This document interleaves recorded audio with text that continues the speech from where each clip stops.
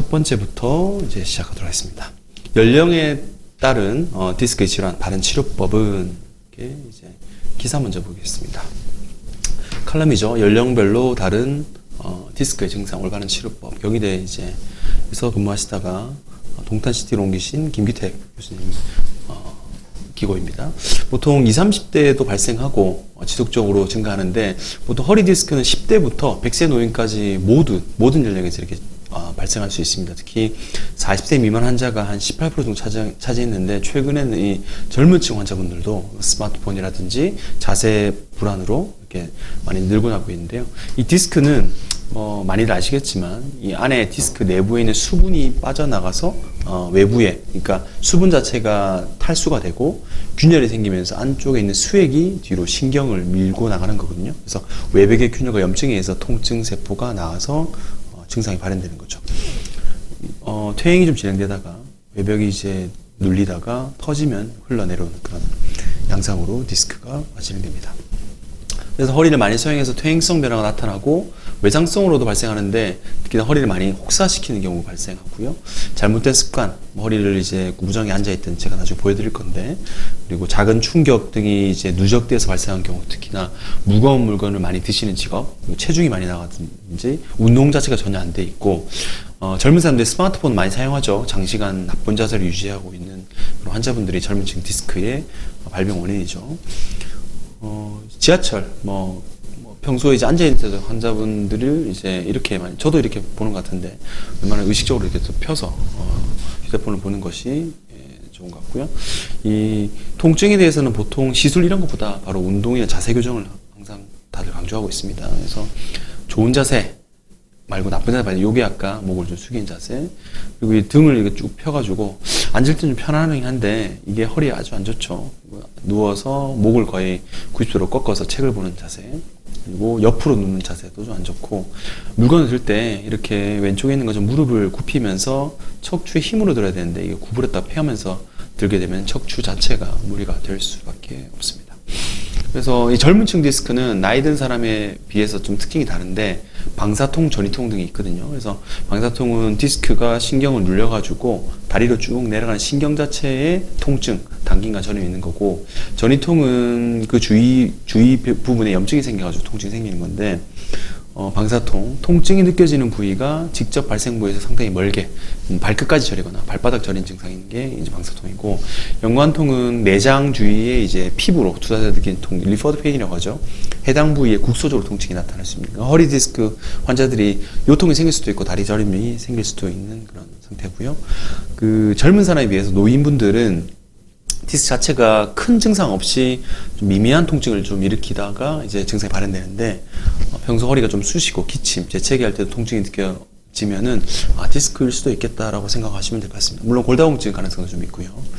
그래서 연령에 따라 20대부터 계속 이제 허리 둘레는 증가하고 50대 환자분들이 거의 50만에 가까워지죠.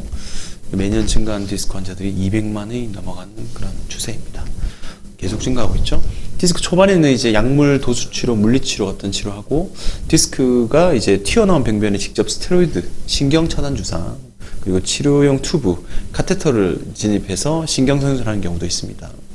이게 꼬리빼 해가지고 많이 시행하고 많이 들어봤던 시술이 경막의 신경 성형술입니다. 그리고 이런 통증이 이런 방법에서 잡히지 않으면은 보행장애, 변뇨장애까지 생긴다면 수술을 고려해 볼 수 있죠. 수술은 현미경 가장 많이 하고 있고, 출혈 통증 때문에 당뇨병 이런 부분 때문에 충분히 상담을 하셔야 되고, 여기 현미경입니다. 현미경 저희 병원에도 가격으로 아마 2억 정도 되는 그런 현미경이 있는데 잘 사용하진 않습니다. 이런 식으로 절개해 가지고 수술을 진행하고 있죠. 그리고 디스크 예방 같은 경우는 좀 앉는 자세, 특히 아까 의자의 끝에 걸쳐 앉는 자세나 다리 꼬는 자세 등을 피하고 엎드려 책 있는 자세도 피하는 게 좋습니다.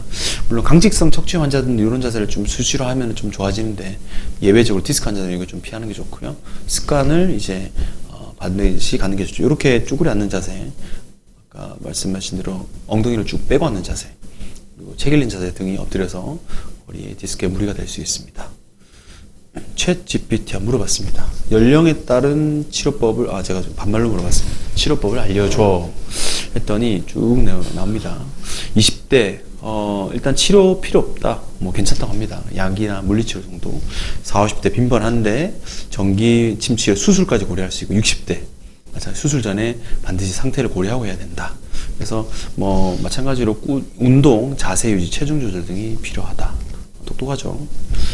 디스크에 좋은 자세 운동을 알려줘 라고 얘기했는데 자세는 이렇게 쭉 나옵니다.